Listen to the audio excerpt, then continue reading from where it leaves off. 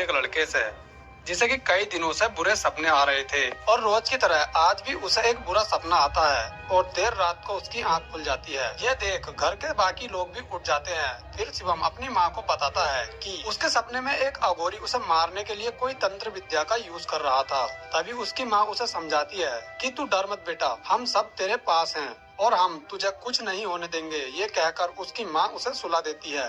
फिर अगले दिन हमें स्कूल का सीन दिखाया जाता है, जहाँ शिवम की बहन, जिसका नाम सालू था, वह देखती है कि स्कूल के सारे बच्चे खेलने में मस्त हैं, लेकिन वहीं शिवम अकेला एक पेड़ के नीचे खड़ा है और वह पेड़ पर किसी का नाम लिख रहा था। जब उसकी बहन उससे उस नाम के बारे में पूछती है तो वह कहता है कि ये मेरे बचपन के दोस्त का नाम है, जिसका नाम था वीरेंद्र। लेकिन जहाँ तक सालू को पता था कि इस नाम का तो कोई भी लड़का शिवम का दोस्त नहीं है। खैर यहाँ सालू शिवम की इस बात पर ज्यादा गौर नहीं देती और शिवम से क्लास में जाने के लिए कहती है। फिर रात को हम देखते हैं कि शिवम को एक और सपना आता है, जहाँ वह गीता नाम की एक औरत को पुकार रहा होता है। जब उसकी माँ उससे उस औरत के बारे में पूछती है तो शिवम कहता है कि वह मेरी बहू है। तब उसकी माँ उससे कहती है कि बेटा, तेरी तो अभी शादी भी नहीं हुई है, तो यह बहू कहाँ से आ गई? तब शिवम उससे कहता है कि नहीं माँ, गीता मेरी रियल में बहू है। तब उसकी माँ मजाक में उससे कहती है कि कोई ना बेटा, जब तू बड़ा हो जाएगा तब हम उस गीता से तेरी शादी करा देंगे, जो रोज तेरे सपने में आती है। खैर इसके बाद हम देखते हैं कि कुछ डॉक्टर्स शिवम के स्कूल में बच्चों के चेकअप के लिए आए होते हैं। जब वह शिवम से उसके माता पिता का नाम पूछते हैं तो वह अपनी माँ का नाम सुशीला और पिता का नाम रामचंद्रन बताता है। तब डॉक्टर उससे कहती है कि बेटे, तुम्हें तो अभी ठीक से अपने माता पिता का नाम भी याद नहीं है, क्योंकि असल में उसकी माता का नाम कविता और पिता का नाम राम अवतार था।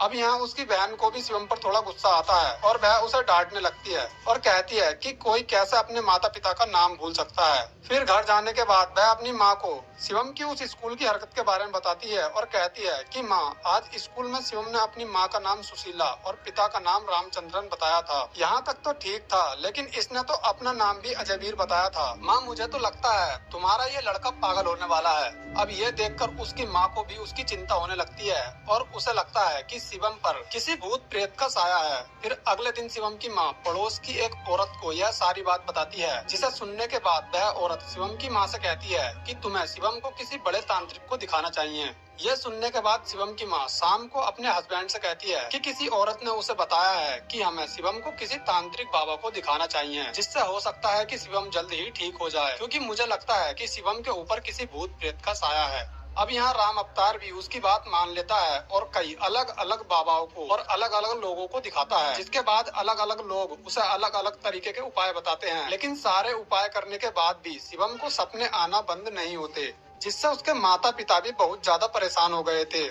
अब एक दिन राम अवतार अपने कुछ पड़ोसी दोस्तों के साथ बैठा होता है और उसे उदास देखकर उसके दोस्त उससे इस उदासी का कारण पूछते हैं। तब राम अवतार उन्हें पूरी बात बता देता है। तभी उसका एक दोस्त उसे एक बहुत बड़े पुजारी आचार्य के बारे में बताता है और कहता है कि तुम एक बार शिवम को वहाँ और दिखा लो, क्योंकि उन्होंने ऐसे बहुत से बच्चों को ठीक किया है। अब ये सुनकर राम अवतार अगले ही दिन अपनी पत्नी के साथ पुजारी जी आचार्य के पास चला जाता है और उन्हें पूरी बात बता देता है। आचार्य जी भी उन दोनों की बात को बहुत गौर से सुनते हैं और जब वह लोग इसका हल पूछते हैं तो आचार्य जी उन्हें बताते हैं कि तुम्हारे लड़के का यानी कि शिवम का ये दूसरा जन्म हुआ है, यानी पुनर्जन्म।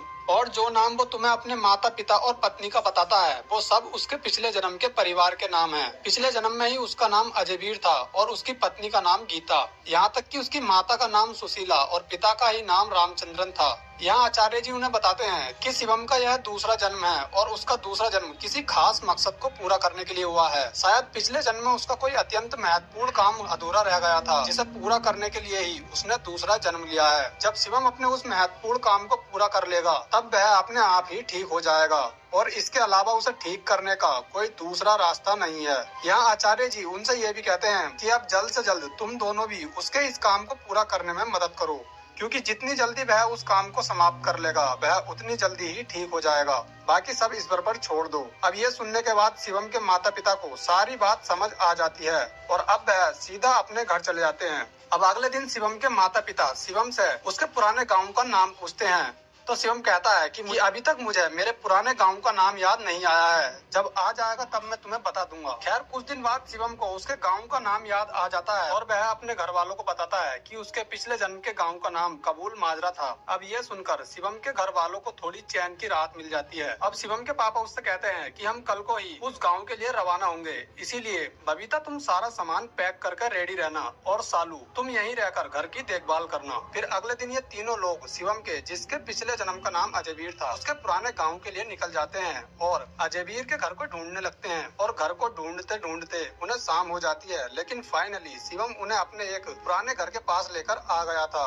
अब इसके बाद वह उस घर की किवाड़ खटखटाने लगता है, जिसके बाद उस घर से एक औरत बाहर आती है जिसका नाम बबीता होता है। असल में वो ही अजयवीर की पत्नी हुआ करती थी। यहाँ शिवम बबीता को उसी आवाज में पुकारता है जैसे कि उसे अजयवीर पुकारा करता था। ये देखकर बबीता बहुत ज्यादा हैरान रह जाती है कि कैसे कोई अनजान बालक उसे हूबहू उसके पति की आवाज में पुकार सकता है। अब यहाँ शिवम उससे कहता है कि मैं तेरा अजयवीर हूँ अजयवीर, लगता है तुमने मुझे पहचाना नहीं। अब ये सुनकर बबीता को कुछ समझ नहीं आता। वो शिवम के माता पिता से कहने लगती है कि ये कैसा बेहुदा मजाक है, माना कि ये बालक है लेकिन तुम दोनों तो बड़े हो, तुम इसे डांटने की बजाय इसका साथ दे रहे हो। तभी शिवम की माँ उससे कहती है कि चिंता मत करो, हम तुम्हें सारी बात बताते हैं, पहले तुम ये बताओ कि क्या ये अजयवीर का घर है। तब बबीता उनसे कहती है कि हाँ ये अजयवीर का घर है। फिर वह उन्हें घर के अंदर लेकर जाती है। घर के अंदर एक बूढ़ा आदमी भी होता है जो कि अजयवीर का पिता रामचंद्रन था। ये देख शिवम उसके गले से लग जाता है और कहता है बापू मैं तेरा अजयवीर हूँ और तू चिंता न कर, अब मैं वापस आ गया हूँ ना, मैं तेरी सारी परेशानियाँ दूर कर दूंगा। इतने में ही सुनैना और नोनू भी आ जाते हैं, जिसमें से सुनैना अजयवीर की बेटी थी और नोनू उसका बेटा।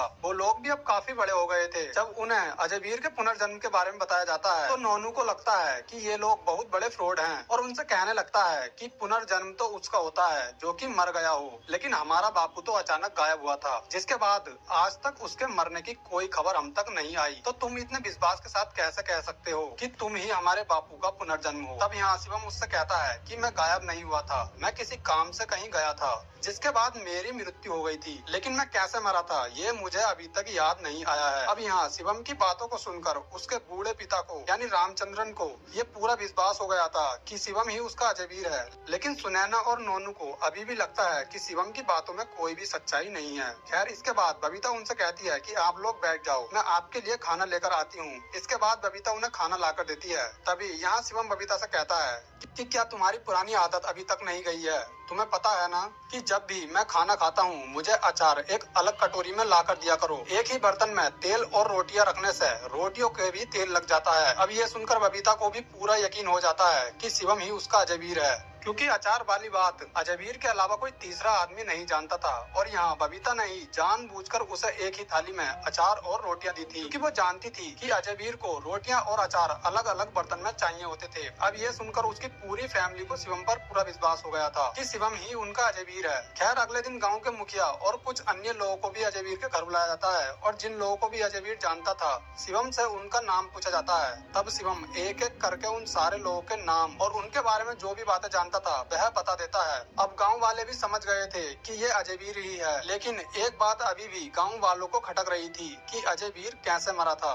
खैर इसके बाद अजयवीर का चचेरा भाई जिसका नाम ओमवीर था वह गांव वालों से कहता है कि कुछ दिन बाद सुनैना की शादी होने वाली है, अगर गांव वालों को कोई ऐतराज न हो तो क्या हम सुनैना का कन्यादान शिवम के हाथों से करवा सकते हैं। तब गांव का मुखिया कहता है कि एक बेटी का बाप अपनी बेटी का कन्यादान करने के लिए पुनर्जन्म लेकर वापस आया है, इससे अच्छी बात सुनैना और इस गाँव वालों के लिए और क्या हो सकती है, इसीलिए अच्छा होगा कि शिवम के ही हाथों सुनैना का कन्यादान हो। खैर इसके बाद ओमवीर शिवम से कहता है कि मेरा भाई काफी वर्षों बाद वापस लौट कर आया है, इसीलिए आज ये शाम का खाना मेरे घर खाएगा और आज पूरी रात ये और मैं जी भरकर एक दूसरे से बात करेंगे। इसके बाद शाम को अजयवीर अपने भाई के घर जाता है और खाना खाने के बाद कुछ देर वह अपने भाई से बात करता है और वहां से चला आता है। अब रात को जब अजयवीर सो रहा होता है तब कुछ गुंडे उसे मारने के लिए उस पर हमला करने आते हैं, लेकिन तभी राम अवतार जाग जाता है और गुंडों को मारकर भगा देता है। फिर अगले दिन ओमवीर उनके पास आता है और कहता है कि क्या तुम जानते हो कि वो लोग कौन थे जिन्होंने शिवम पर हमला किया था। तब राम अवतार उनसे कहता है कि वो लोग मास्क पहनकर आए थे और शिवम को बचाने के चक्कर में वह उनका चेहरा नहीं देख पाया था। अब यहाँ राम अवतार उससे कहता है कि यहाँ रुकना शिवम के लिए ठीक नहीं है, क्योंकि खतरा अभी तक टला नहीं है और अगर शिवम यहाँ रहा तो वो लोग दोबारा से भी शिवम पर अटैक करने के लिए आ सकते हैं। इसीलिए अच्छा यही होगा कि हम लोग वापस अपने गाँव चले जाएं।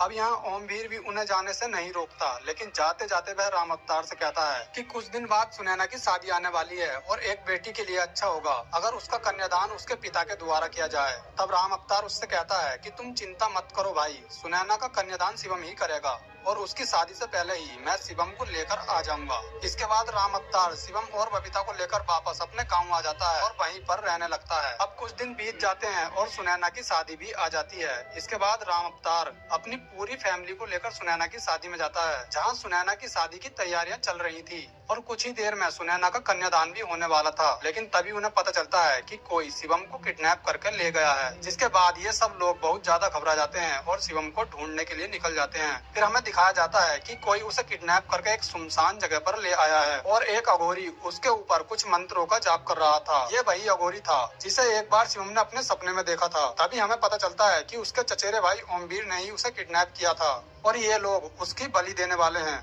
अब यहाँ ओमवीर शिवम से यानी कि अजयवीर से उसकी आखिरी इच्छा पूछता है। तब शिवम उससे कहता है कि भाई क्या तुम बता सकते हो कि मैं पिछले जन्म में कैसे मरा था। तब ओमवीर उसे बता देता है कि पिछले जन्म में वह अपनी मौत नहीं मरा था, बल्कि उसने ही अघोरी के साथ मिलकर उसका मर्डर किया था। तब शिवम उससे कहता है कि ओमवीर तू तो मेरा भाई था ना, फिर तूने मुझे क्यों मारा था। तब यहाँ ओमवीर उससे कहता है कि मेरा बाप बहुत ज्यादा दारू पिया करता था, जिसके बाद उसने हमारे हिस्से की सारी जमीन बेचकर उसका पैसा दारू में उड़ा दिया था और हमारे पास खाने के लिए एक भी अनाज का टुकड़ा नहीं बचा था और ना ही अनाज बोने के लिए जमीन। तब तुम्हारे पापा ने गांव वालों के सामने अच्छा बनने के लिए मेरे बापू को थोड़ी सी जमीन दान में दे दी थी, जिस जमीन में हमने सालों मेहनत की, लेकिन हम एक भी अनाज का दाना नहीं उगा पाए थे, जिसमें हमारा बहुत सारा पैसा भी खर्च हो गया था और हम पूरी तरह कर्जे में डूब गए थे और इसी बात का बदला लेने के लिए मैंने तुम्हें मार दिया था। अब यहाँ शिवम मुझसे कहता है कि मैं जानता हूँ कि मुझे मारने के पीछे ये वजह नहीं थी, दरअसल ये सब इस अघोरी का प्लान था जिसने तुम्हें मेरे खिलाफ भड़काया था, जिसके बाद ही तुमने मुझे मारा था। तब ओमवीर उससे कहता है कि ये अघोरी मुझे क्यों भड़काएगा और तुम्हें मारने से इसका क्या ही फायदा था। तब शिवम उसे बताता है कि एक बार इसने तुम्हारी बहन लक्ष्मी को छेड़ दिया था, जिसके बाद मैंने इसका एक हाथ काट दिया था ताकि ये दोबारा किसी लड़की की तरफ आंख उठाकर ना देख सके, और इसी का बदला लेने के लिए इसने तुम्हें मेरे खिलाफ भड़काया था, जिसके बारे में तुम्हें कभी पता ही नहीं चला। अब जैसे ही ओमवीर को अघोरी की इस घिनौनी हरकत के बारे में पता चलता है तो उसे उस अघोरी पर बहुत गुस्सा आता है और वह शिवम से माफी मांगने लगता है और कहता है कि भाई मुझे माफ कर देना, मुझसे बहुत बड़ी गलती हो गई और अब मैं इस गलती को दोबारा नहीं दोहराना चाहता, क्योंकि मुझे अब मेरी गलती का एहसास हो गया है। लेकिन इतने में ही अघोरी ओमवीर पर हमला कर देता है और शिवम को मारने के लिए आगे बढ़ता है। तभी आचार्य जी भी वहाँ पहुँच जाते हैं और अघोरी पर अटैक कर देते हैं। फिर जैसे ही अघोरी नीचे गिरता है ओमवीर उसे जान से मार देता है। अब घर के बाकी लोग भी वहाँ पहुँच जाते हैं और शिवम को सही सलामत घर लेकर आ जाते हैं। इसके बाद शिवम अपनी बेटी का कन्यादान करता है और खुशी खुशी उसे विदा कर देता है। फिर अगले दिन अजयवीर का बेटा एक जमीन को खोद रहा होता है, क्योंकि शिवम ने उसे बताया है कि उसे पिछले जन्म में यहीं पर दफनाया गया